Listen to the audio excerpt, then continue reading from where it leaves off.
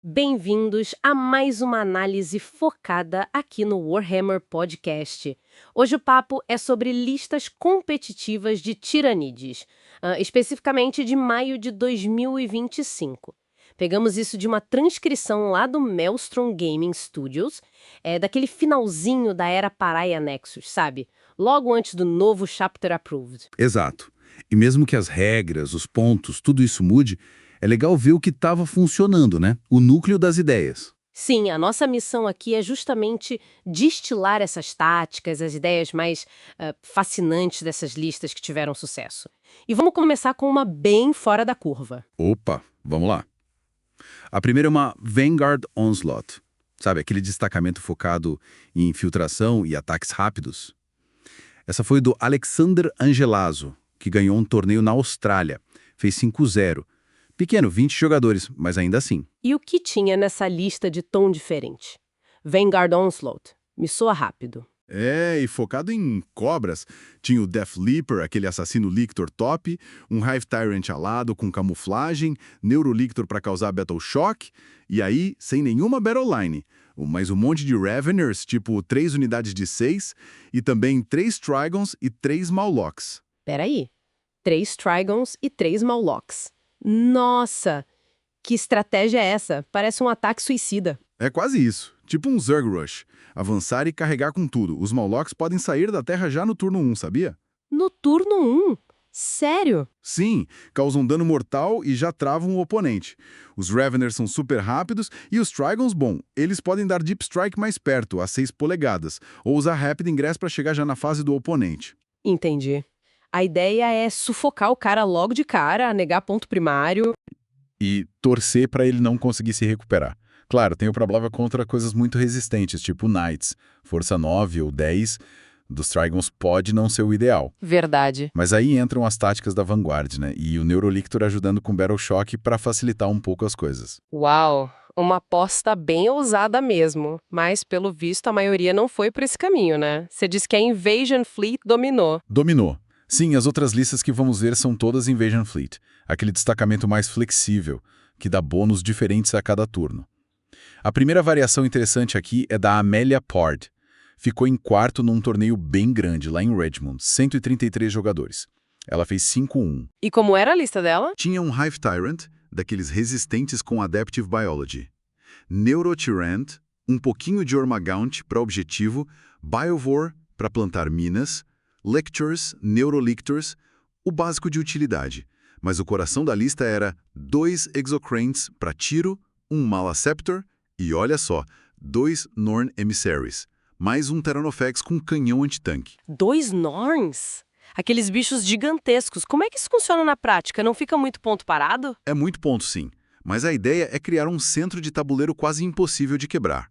Provavelmente um Norn no meio, outro num objetivo lateral-chave. Eles têm Toughness 11, sabe? São muito duros. O Malaceptor fica ali perto, dando aquela aura defensiva, talvez um Feel No Pain, e ainda dá -1 para acertar eles. Ah, entendi. Cria uma fortaleza ali no meio. Exato. E enquanto esse bloco segura as pontas, os Exocrines e o Terranofex ficam lá atrás, atirando e limpando as ameaças maiores. É bem durável. Faz todo sentido. Uma parede de quitina. Mas teve outra abordagem de Invasion Fleet que se destacou também, né? Uma com mais infantaria. Teve sim. A lista do Kiowa Allen. Esse cara ficou em segundo num Super Major gigante na Alemanha, 285 jogadores. Fez 7-1 e um detalhe, jogou 8 rodadas e só contra exércitos do caos. Caramba!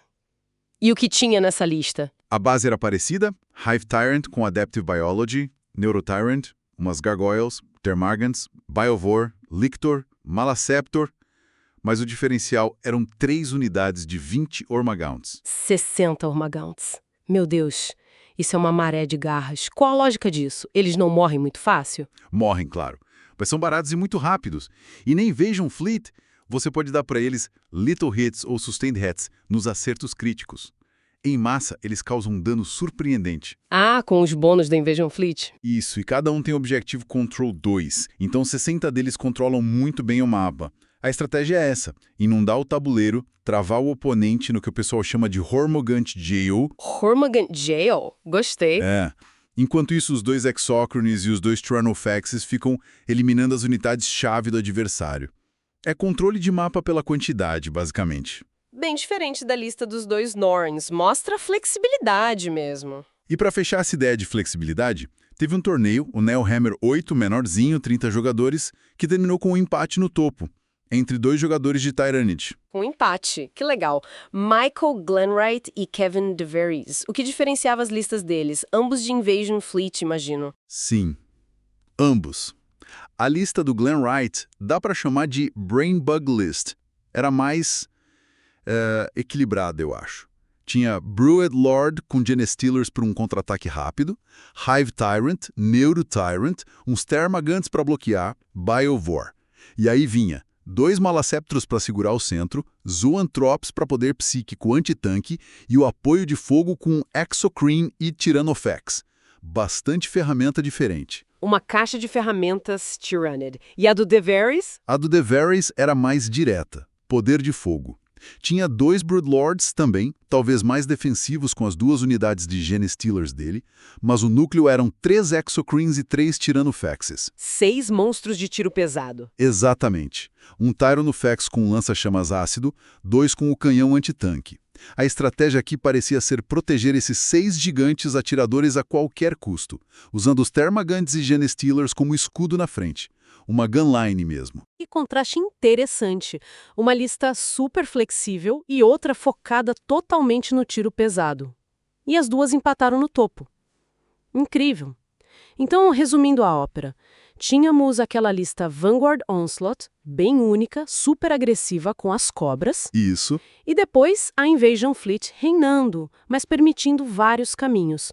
A muralha de Norns, super resistente, a horda de Ormagounts para controlar o mapa e até fortalezas de tiro pesado. Exatamente. Mostra que mesmo com um destacamento que era considerado o mais forte, a Invasion Fleet, ainda tinha muito espaço para criatividade e para diferentes estilos de jogo darem certo. Aquela lista Vanguard é um exemplo perfeito de explorar o nicho. Pois é.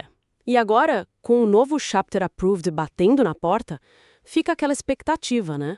Como será que essas estratégias vão evoluir? Será que vão surgir coisas novas? Tem até aquele boato de um destacamento novo focado nos Trigons e Mawlocks. Exato. Será que vamos ver mais listas, tipo aquela primeira que a gente falou? Fica a pergunta, né? Essas bases estratégicas que a gente viu, resistência, número, tiro, ataque rápido, será que elas só vão se adaptar aos novos pontos e regras?